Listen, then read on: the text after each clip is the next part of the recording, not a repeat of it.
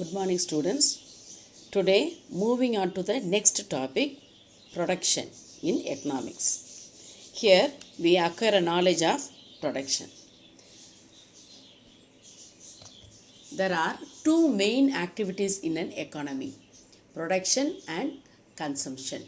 Similarly, there are two kinds of people, producers and consumers. Well-being is made possible by efficient production and by the interaction between producers and consumers. In the interaction, consumers can be identified in two roles, both of which generate well-being. Consumers can be both customers of the producers and suppliers to the producers. The customer's well-being arises from the commodities they are buying, and the supplier's well-being is related to the income they receive as compensation for the production. That is, the inputs they have delivered in the producers. So there are two types, consumers and producers. Consumers are the people, those who are consuming goods from the producers. So here the consumer satisfaction is that commodities what they are buying. It should be give satisfaction to them. So like that the producers, he is expecting the income from the consumer through which the product what he produced, after selling to the consumer, he'll get the profit, that income. So income is the expectation of the producer. Now we'll see that what is production. Production is a process of combining various material inputs and immaterial inputs. So for production, we need the raw material.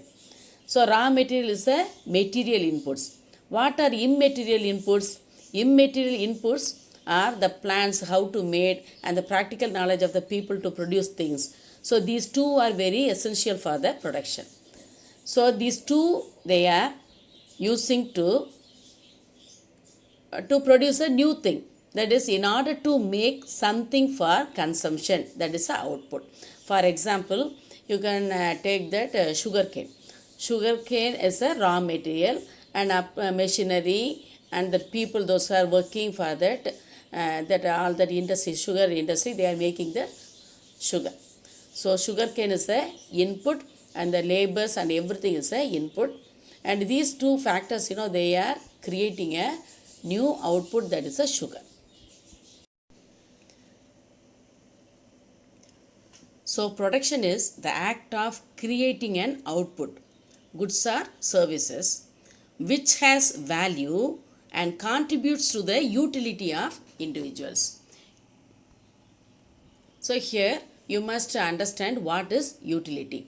Utility is a term in economics that refers to the total satisfaction received from consuming goods or services. While we are buying things or otherwise we are getting services, so after that we will get that satisfaction, that is called utility.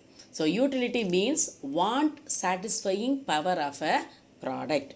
The economic utility of goods or services is important to understand because it directly influences the demand and therefore price of that goods or services.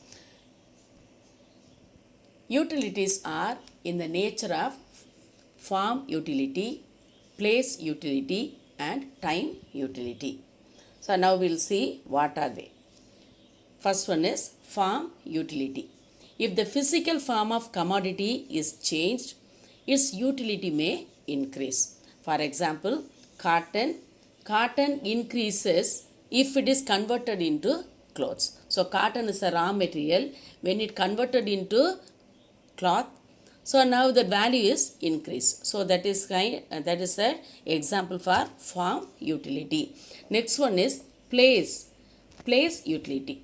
If a commodity is transported from one place to another, its utility may increase. So the place where the demand is there, if the commodity goes to that place, the value of that commodity will be increased. So for example, if rice transported to Tamil Nadu to Kerala, its utility will be more.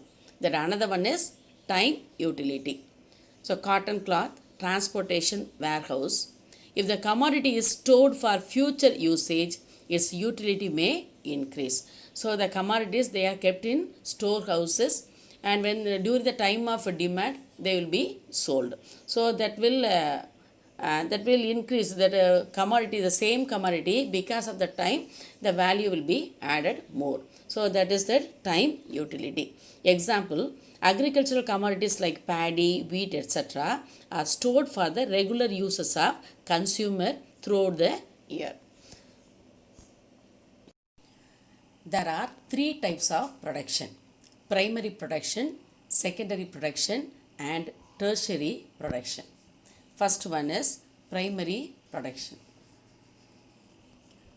Primary production is carried out by extractive industries like agriculture, forestry, fishing, mining, and oil extraction.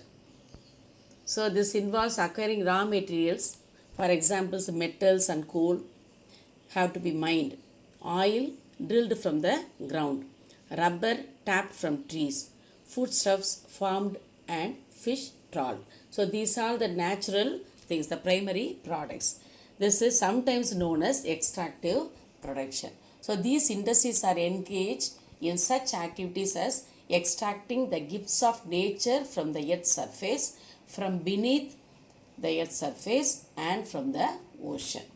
The second one is secondary production. This includes production in manufacturing industry, turning out semi-finished and finished goods from raw materials and intermediate goods. Conversion of flour into bread or iron ore into finished steel. So these are the example for this. So they are generally described as manufacturing and construction industries, such as the manufacture of cars, furnishing, clothing, and chemicals, as also engineering and building. So this is the manufacturing and assembly process. It involves converting raw materials into components. For example, making plastics from oil. It also involves assembling the product. Example, building houses, bridges, and roads. The third type is tertiary production. Industries in the tertiary sector produce all those services which enable the finished goods to be put in the hands of consumers. In fact, these services are supplied to the firms in all types of industry and directly to consumers. Examples cover distributive traders, banking, insurance, transport, and communications. Government services such as law, administration, education, health, and defense are also included.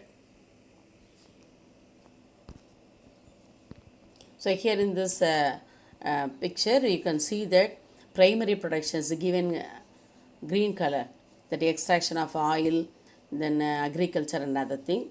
The secondary production is manufacturing, assembly are come under the secondary production, that industries they have shown, and that the tertiary production is transport, communication, advertising, selling, then storing, that is a warehousing, everything given here. Now we'll see about factors of production. Factors of production are the inputs needed for the creation of a goods or services. The factors of production include land, labor, entrepreneurship, and capital. So human activity can be broken down into two components: production and consumption. When there is production, a process of transformation takes place. That is, inputs are converted into an output. That means raw material converted to new products.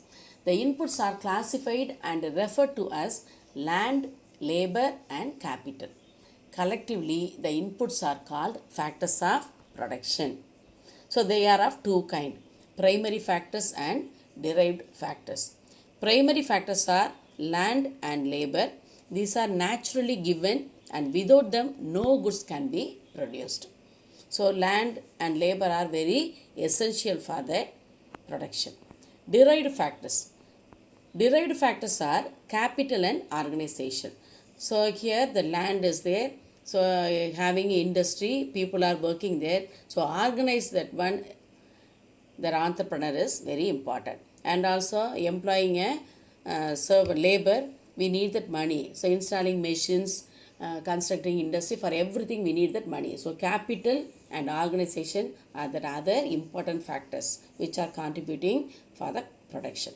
So these derived factors, when combined with the primary factors of production, raise total production. So factors of production are 4. What are they? Land, labor, capital and organization.